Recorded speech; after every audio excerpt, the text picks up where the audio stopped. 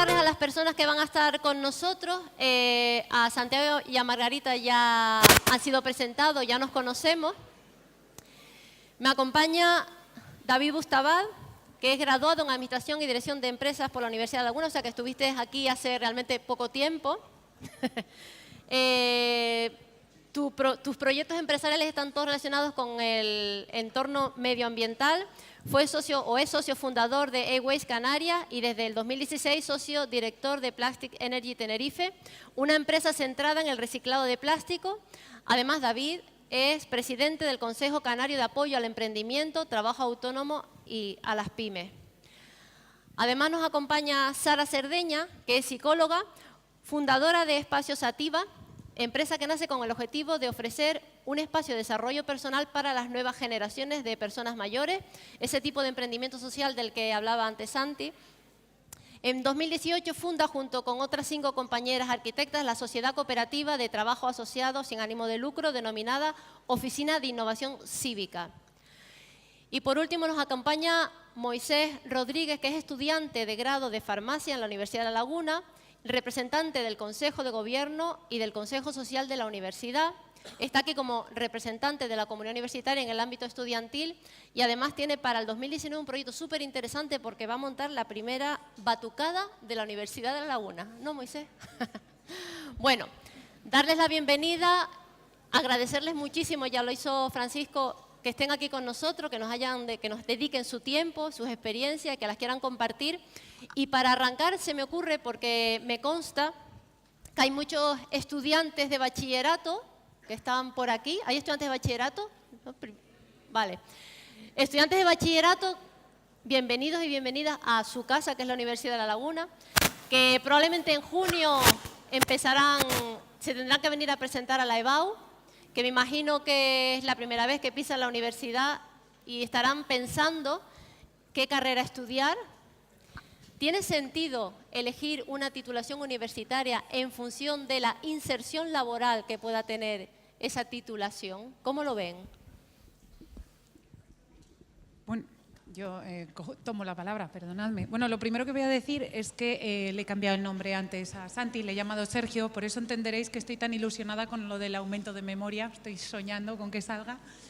Pero a tu pregunta, Inés, fíjate, yo hay muchas veces que hago de coach, de gente joven, sobre todo de los hijos de mis colegas, y la pregunta surge siempre. Y yo, insisto, es que dar consejos es muy difícil, pero es un sufrimiento elegir una carrera que no te gusta y dedicarte a algo que no te gusta por mucho que tenga muchas salidas. Hace 5 años era imprevisible pensar que las humanidades iban a volver a estar en alza, por lo que os decía de volver a tener esa visión de humanidad. Yo creo que hay que tener un poco una combinación, ¿no? Obviamente hay que tener en cuenta pues, lo que está ocurriendo en el mundo, eso desde luego. Pero pasan 2 cosas. Una, que hay que disfrutar, y que hay que disfrutar con lo que se estudia, con lo que se hace y por el camino, porque entonces seréis mejores y lo haréis mejor. Y 2, que las cosas cambian enormemente, que ahora ya no vale el que estudiáis una carrera y ya está, yo a esto ya me dedico toda la vida, es que esto ya se ha terminado. Entonces, como vais a estar reciclándoos toda la vida, yo creo que es la vez que menos importa incluso lo que estudiemos, porque tu capacidad de variar el rumbo a lo largo del camino es mucho mayor que cuando yo estudiaba y fijaos lo que he cambiado yo el rumbo. Entonces, desde mi punto de vista, no hay que vivir de espaldas a una realidad, pero de verdad, fijaos más en aquello con lo que disfrutéis, porque eso os va a hacer ser mucho mejores e ir mucho más allá que otros. Esa es mi... Mirar más el tiempo libre que comentaba. Para mí es mucho más eso, para mí es mucho más relevante. Yo de mi equipo no sabría deciros qué carreras han estudiado. Incluso de algunos no sé si han estudiado. Pero lo que me preocupa es eso, lo que me preocupa es qué capacidad tienen de adaptarse a lo que estamos viviendo en estos momentos.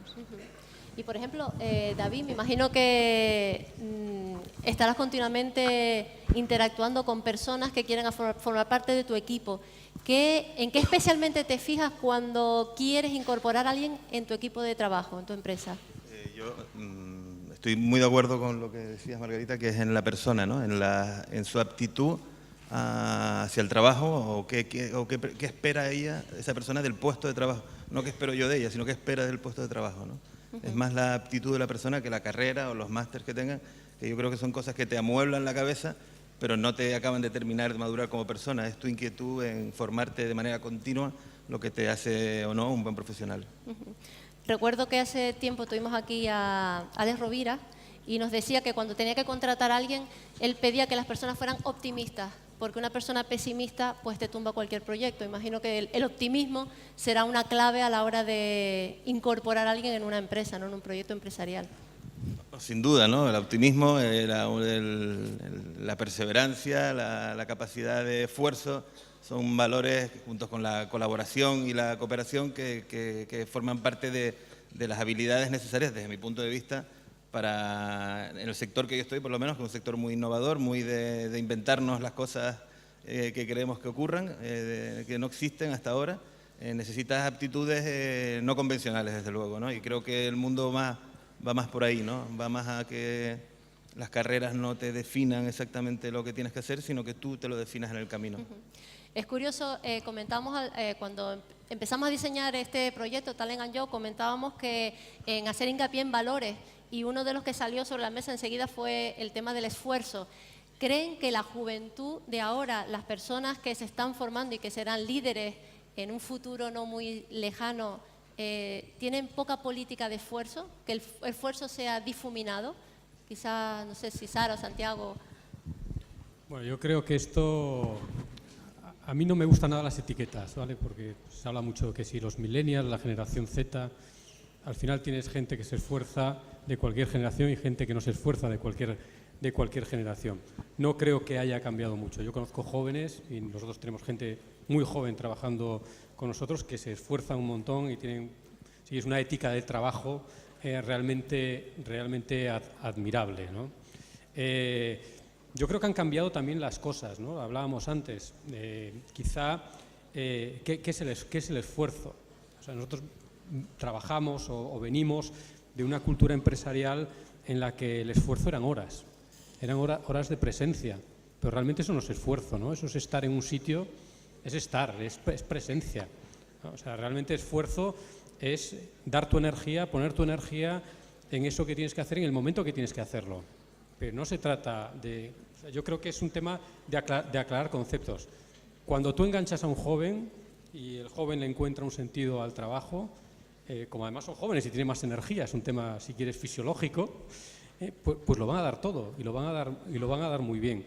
Yo creo que lo que nos falla a las empresas muchas veces es engancharles, es darles el motivo para que realmente ellos apliquen esa energía al trabajo. Que tenemos que entender que son motivos diferentes porque sus historias son diferentes, pero que esa diversidad puede ser una diversidad de generación, pero también puede ser una diversidad por circunstancias familiares, puede ser una diversidad pues, por culturas distintas.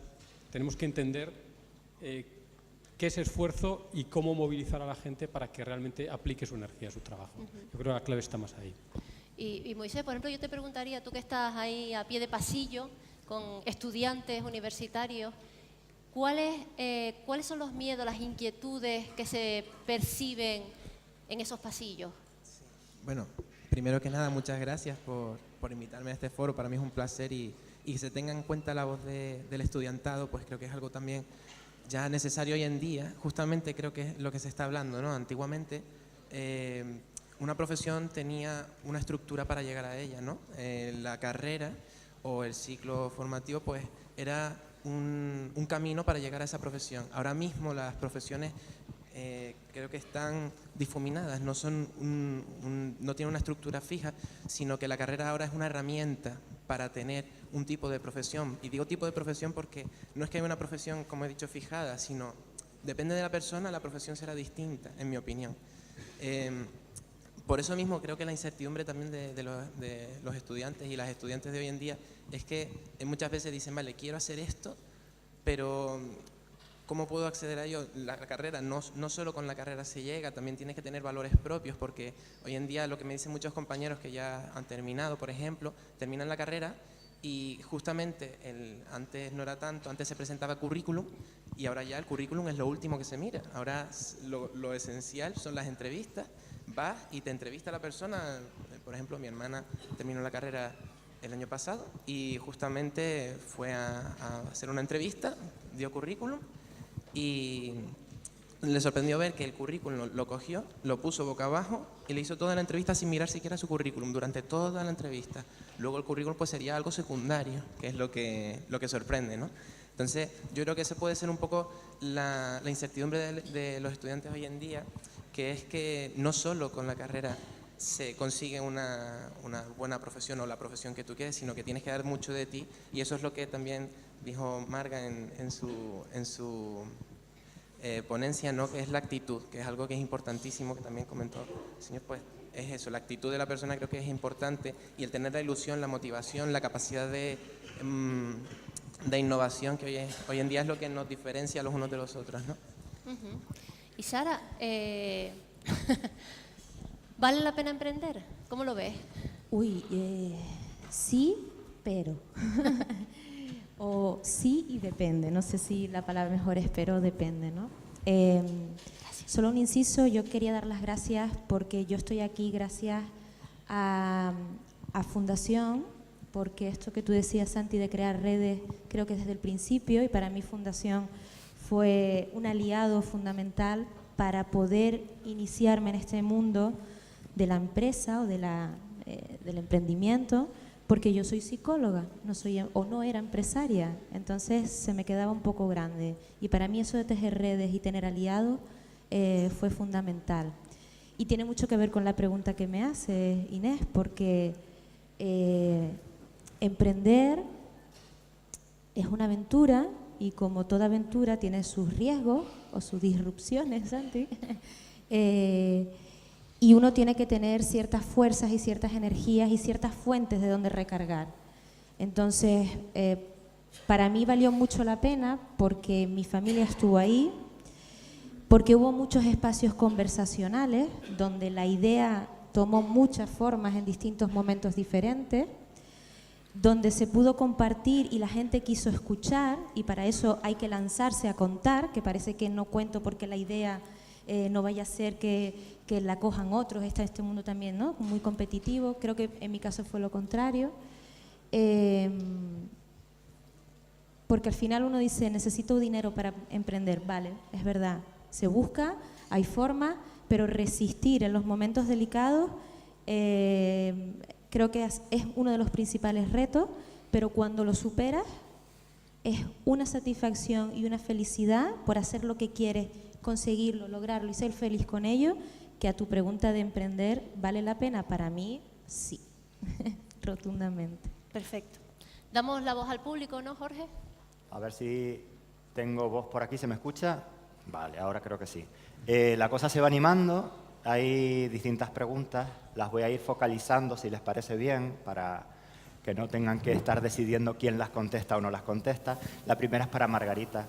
Nos comenta una usuaria, nos traslada aleación, es unique, y nos dice, las mujeres presentes en el debate, que están ahí encima de la tarima, ¿se han sentido alguna vez no escuchadas en algún momento durante su vida laboral por el mero hecho de ser mujeres? Buena pregunta. Mirad, yo el tema de las mujeres, me he pasado la vida siendo la primera mujer que... En Coca-Cola fui la primera mujer adjunta al presidente, la primera mujer que entraba en el comité de dirección, la primera mujer que era no sé cuántos, la primera mujer tal.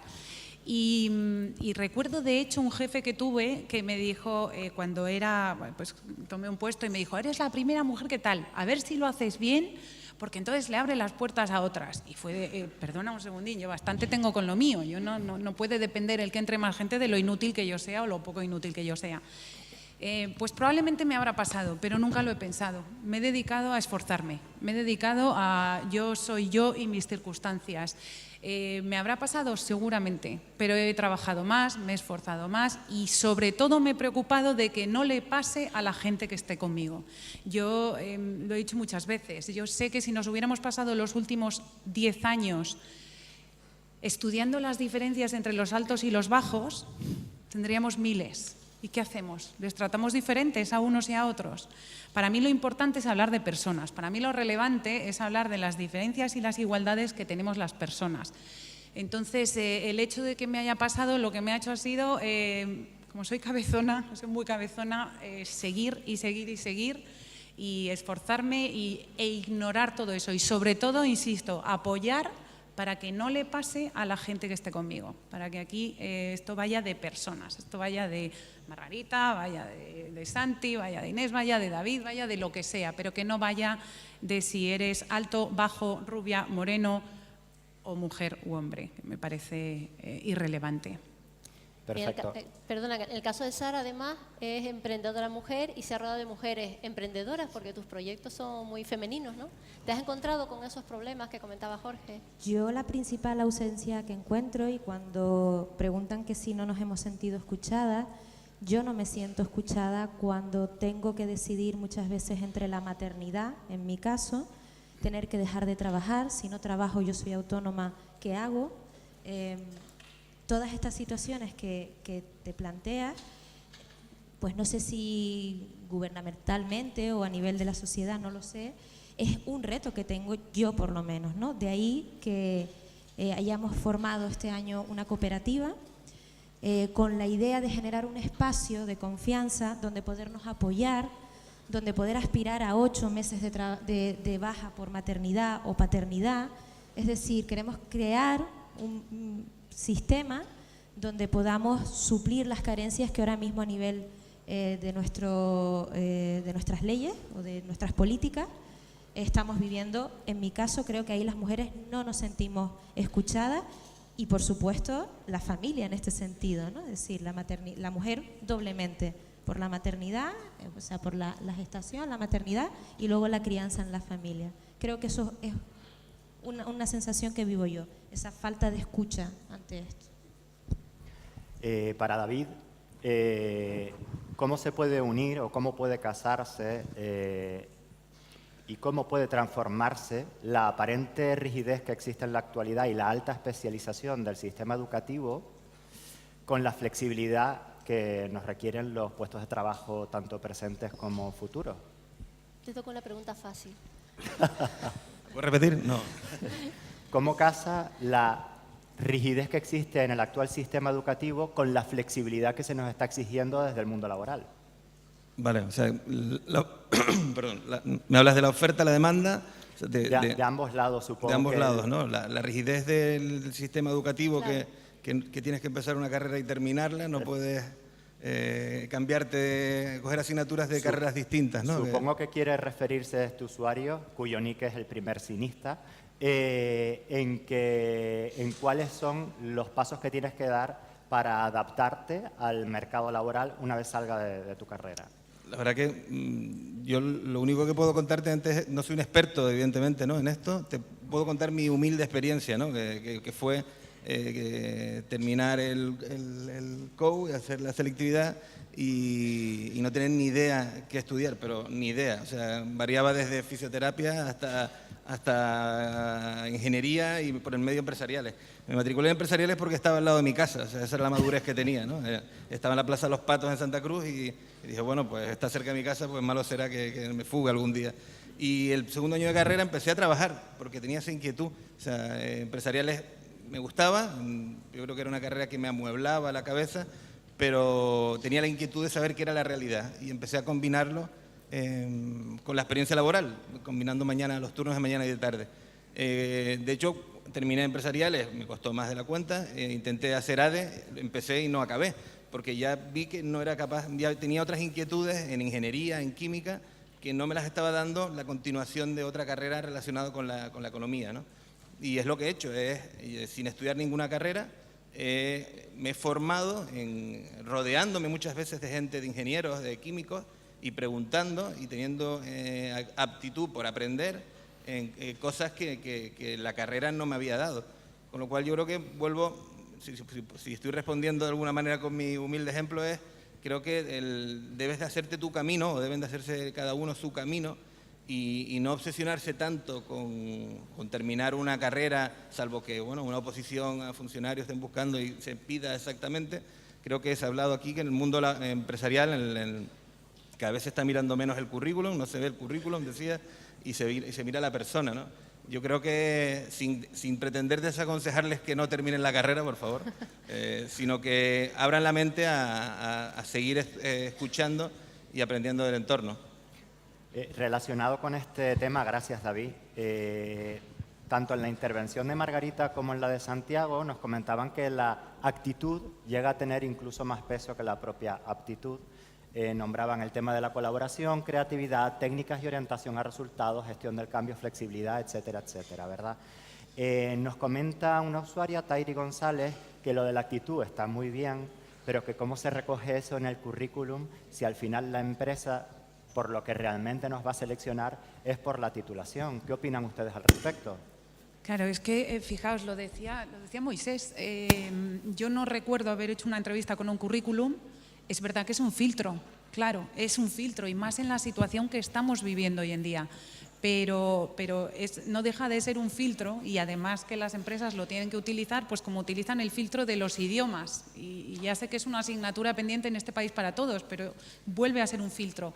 Una vez que pasas ese filtro, es que Moisés os lo decía, cada vez hay más entrevistas que son sin currículum, que son, oye, has pasado un primer filtro de recursos humanos, pero ahora quiero conocerte, yo quiero escuchar a David que me cuente, pues eso, lo que os decía antes, oye, sí, has montado esto, pero cuéntame, ¿por qué te gusta esto? Y a mí tener una hora de conversación con vosotros sobre...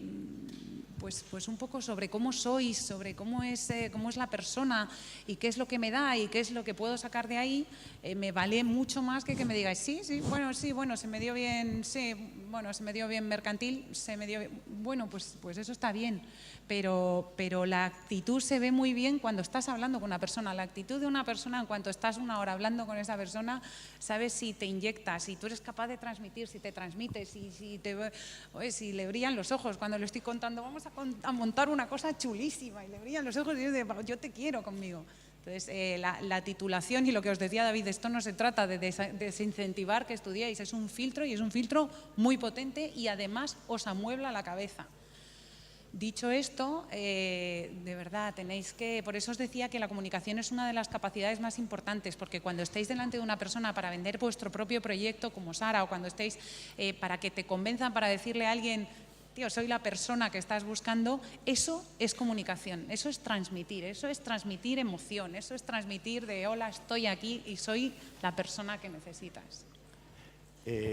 Sí, respecto a la misma pregunta, decir que el currículum también puede transmitir actitud, o sea, que no tire la toalla, que no todo el mundo, que si quieres llegar a hablar con alguien, para conseguirlo muchas veces la primera impresión, digamos, ese currículum tiene que llamar la atención de la persona por algo. Puede ser el currículum, pero no necesariamente el currículum, a lo mejor es la carta que acompaña el currículum, es la historia que cuentas tu candidato a la empresa de por qué quieres verte con la persona, por qué quieres una entrevista, un currículum que transmita qué es lo que has hecho en la vida, ¿no? A lo mejor no solamente las notas que has tenido, seguro que has hecho muchas cosas, y esas cosas que has hecho pues demuestran determinadas actitudes, Santiago, el lenguaje que empleas. Al hilo que estás comentando, tanto tú como Margarita, hay varios usuarios que nos hacen llegar una serie de preguntas, sobre todo, claro, es gente joven, sin experiencia laboral.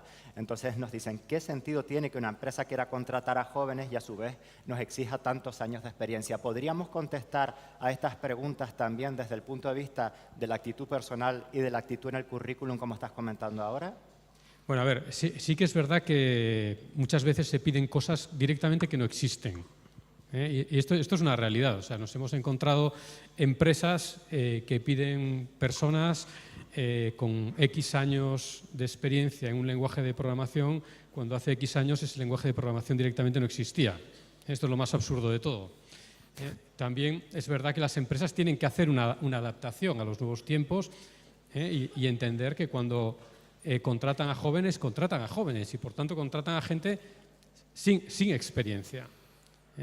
Entonces, ahí es un tema principalmente de la empresa, de entender que la contratación de recién titulados no puede responder a los mismos criterios que la contratación de profesionales con experiencia, porque son distintos.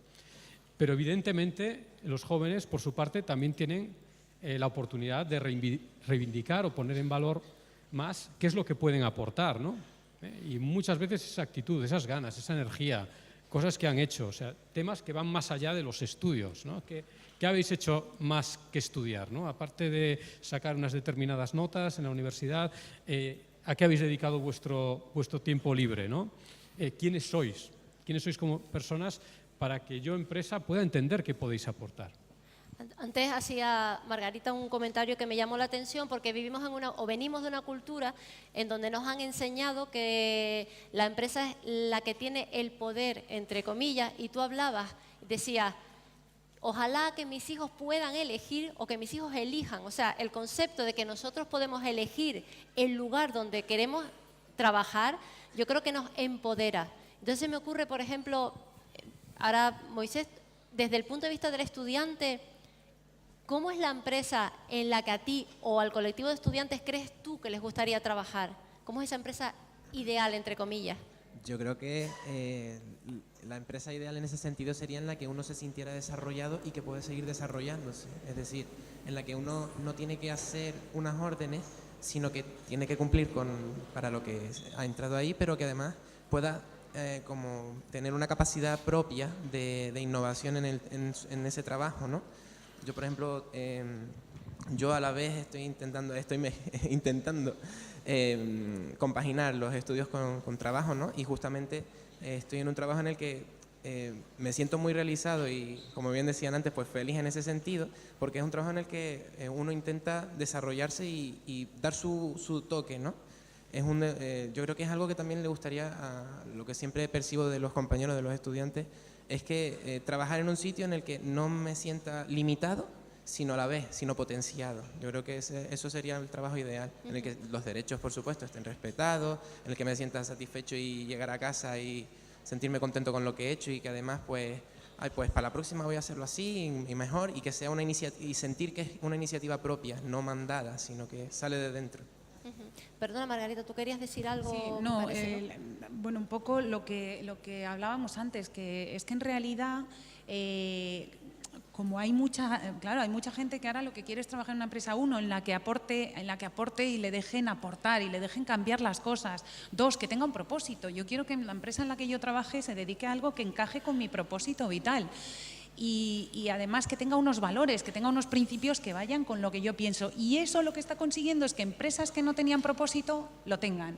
Empresas que no tenían una jerarquía mucho más fluida la cambien. Empresas que den espacio a los empleados y que puedas crear dentro de la empresa, lo cambien. Entonces yo creo que el mayor cambio que se está consiguiendo hoy es que como llegáis con esas ganas y con esa inquietud, es que ya no hay empresa que soporte la otra forma de trabajar, la forma antigua, porque es que entonces no venís. Entonces los que sois buenos y yo os quiero conmigo, vais a decir, oye, no, es que yo quiero trabajar de otra manera.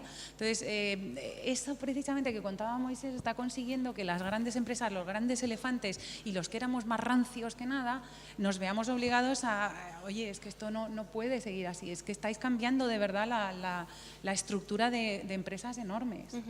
Y se me ocurre, Sara, por ejemplo, que de las últimas personas que has estado en el ámbito universitario y ya tienes tu experiencia profesional, se supone, ahora tenemos estudiantes de primero, segundo de carrera, tercero.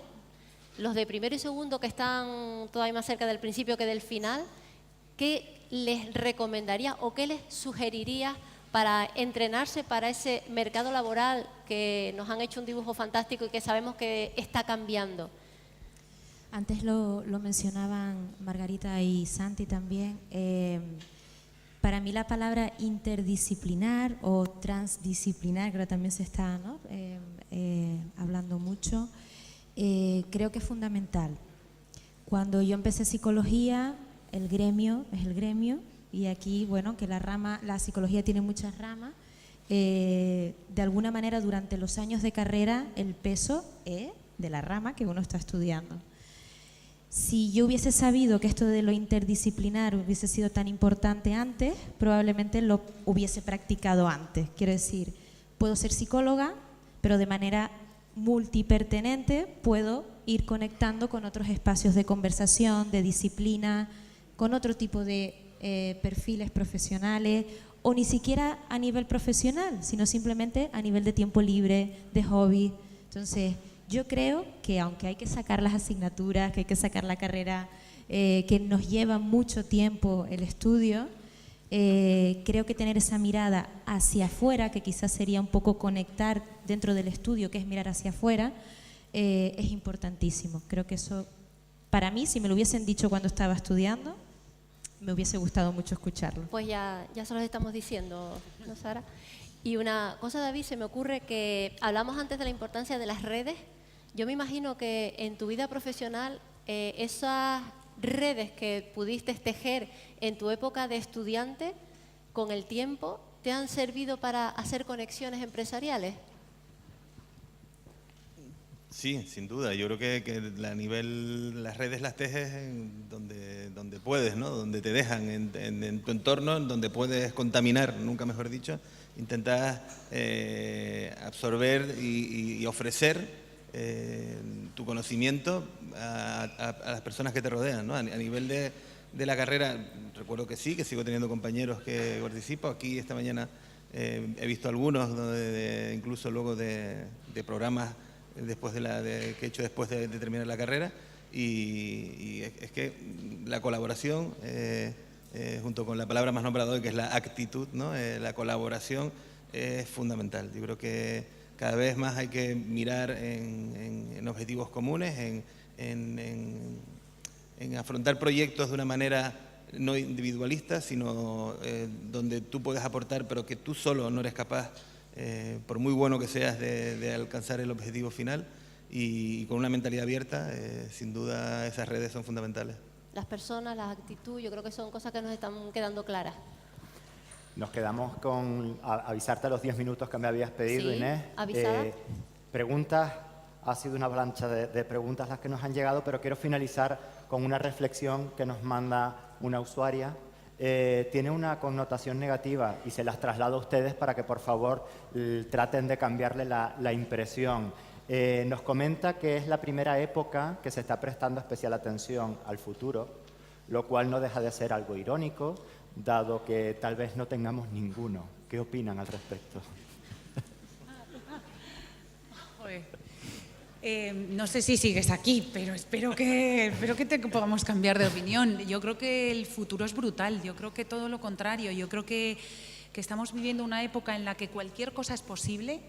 Si hay un señor en Teruel que hace 7 años no sabía lo que era Internet y es capaz de estar vendiendo a 100 países ahora mismo cuchillos, yo creo que cualquiera de los que estamos aquí podemos hacer casi cualquier cosa. Yo creo que los que hemos emprendido, los que hemos montado algún proyecto por libre, pues sabemos que cualquier cosa es posible. Yo lo tengo claro, yo creo que se puede hacer casi cualquier cosa, podemos conseguir casi cualquier cosa. Yo lo comentaba antes, yo una de las empresas, una de las taradeces que he hecho ha sido montar una discográfica y sin saber casi nada de música. Ahora ya sé algo más, obviamente, y soy miembro de los Grammy y hace 6 años os aseguro que no hubiera pensado ni una cosa ni la otra. Yo creo que podemos hacer cada uno de los que estamos aquí muchísimas más cosas de las que pensamos, que el futuro lo vamos a construir los que estamos aquí, insisto, sobre todo vosotros. Y que de verdad quedan tantas cosas por hacer, hay gente haciendo cosas tan chulas, hay gente tan especial ahí fuera, que es imposible no pensar que hay un futuro brutal. Mira, Eduardo Punset, que he trabajado con él mucho tiempo, siempre decía que ningún tiempo pasado fue mejor.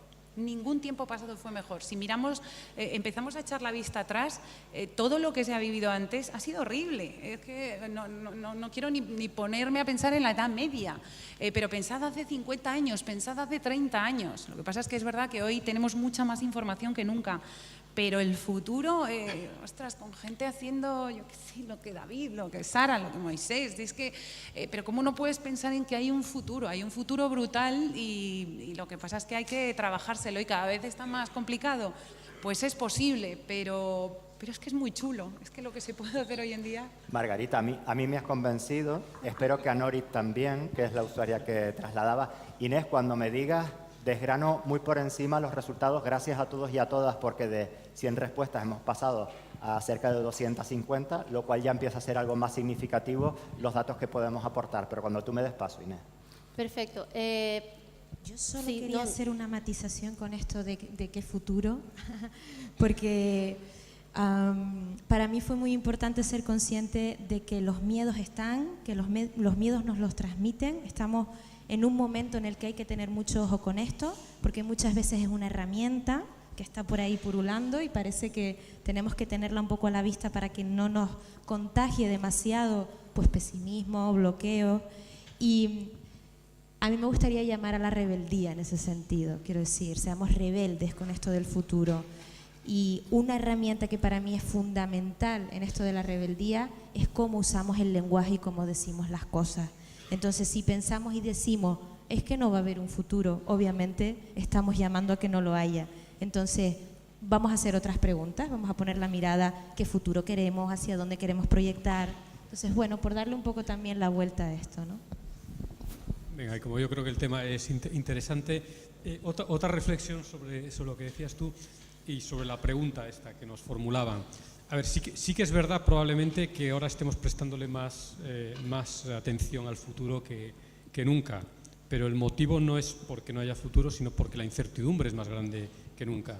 Pero esa incertidumbre a la vez abre un montón de oportunidades, ¿no? Entonces, yo creo que las ideas que se han expuesto aquí nos dan la respuesta. Al final, el futuro no será otro que el que nosotros queramos que sea.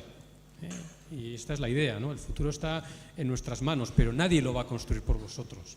Sois vosotros los que os tenéis que mover y los que, como os decía, ¿no?, en ese cono de futuro en el que estamos todos metidos, los que tenéis que intentar pues, que ese futuro más probable se acerque lo más posible a ese futuro preferible. Sí, yo...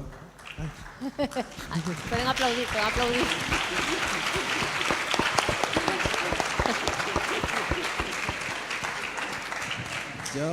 Yo solo quería añadir con respecto a esto que es cierto que siempre se dice mucho lo del tema de qué futuro, si no hay futuro, y en realidad a mí, yo soy estudiante, de hecho yo estoy trabajando para poder seguir siendo estudiante y justamente el futuro no es algo que nos vaya a venir, es algo que tenemos que hacer nosotros. Es decir, suena muy estereotipado, pero en realidad es que yo personalmente a mí no me gustaría estar en un futuro que me venga, sino un futuro en el que yo participe, un futuro en el que yo estudio farmacia, pero sin embargo a lo mejor hago otra cosa en el futuro según me venga a mí, no según me vengan las circunstancias. Eso es algo que tenemos la capacidad de hacer, creamos o no. Creo que lo que dije antes, la carrera es una herramienta para poder realizarnos nosotros en un futuro. Entonces, ese futuro que no sea algo que está ahí y que nosotros llegaremos a él y que será algo que nos venga, sino algo que nosotros vayamos construyendo entre todos, creo yo, que es lo que... esa sensación es lo que creo que es lo importante, el tema del futuro. Es algo que mejor estar en el presente, ir construyéndolo para tener buen futuro nosotros, no el que nos venga. Muy bien. ¿Tú quieres...? Estamos hablando... Bueno, Jorge, te cerramos... Como quieras. Si Vale. quieres una... ¿Cerramos la urna? Ya cerrada, leves pinceladas a los resultados finales, si te parece, Inés, del estudio, ya que lo hemos hecho in situ y en tiempo real. Comentar que las mujeres han ganado en participación, un 60% de mujeres han participado en el cuestionario frente a un 40% de hombres. Claramente las personas menores de 23 años son los que más han participado en un 70%, seguido de personas entre 24 y 37 años.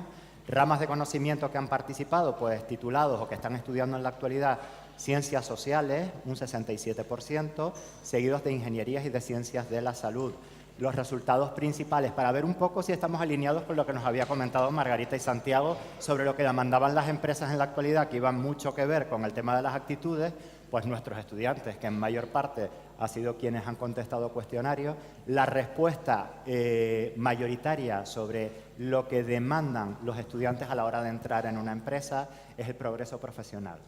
La verdad es que sorprende bastante, por lo menos a mí desde el punto de vista personal, seguido de un buen clima laboral. Se percibe un buen clima laboral dentro de las empresas. La conciliación, muy importante también para el 50,4% de las personas que han contestado, ¿de acuerdo? El tener una buena conciliación laboral y familiar.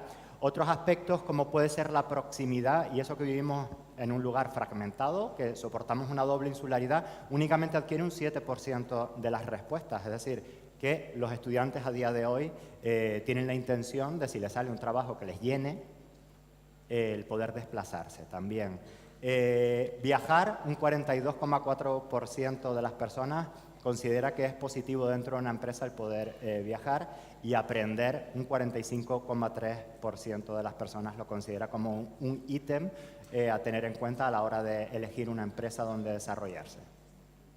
Pues yo creo que ha quedado un buen diagnóstico del perfil, un poco de las inquietudes del público que ha estado presente, de algunas personas que se han conectado a través de las redes, de los compañeros y compañeras del Campus del Sur que también están conectados. Solo me queda agradecerles el tiempo, el habernos aportado su experiencia, porque comentábamos antes entre pasillos que es verdad que ellos ya tienen mucha información técnica, pero la parte emocional, que estamos viendo que es quizás una de las más importantes, es de la que tenemos que llenar las aulas universitarias, porque es la que estamos viendo que es la que nos va a permitir abrirnos puertas y romper barreras y romper muros. Por mi parte, simplemente sugerirles, no aconsejarles porque también me encuentro que no soy quien, pero sí sugerirles que vivan la universidad, que el tiempo que estén en las aulas universitarias no se limiten únicamente a venir a clase, que está muy bien, y a probar, que está fantástico. Moisés es un claro ejemplo de que la vida universitaria va más allá de las aulas, y toda esa experiencia que adquieren, que se lleven en la mochila cuando terminen, es lo que les va a dar una mayor empleabilidad, porque es lo que les va a permitir entrenar esas actitudes que al final está claro que es por lo que les van a contratar.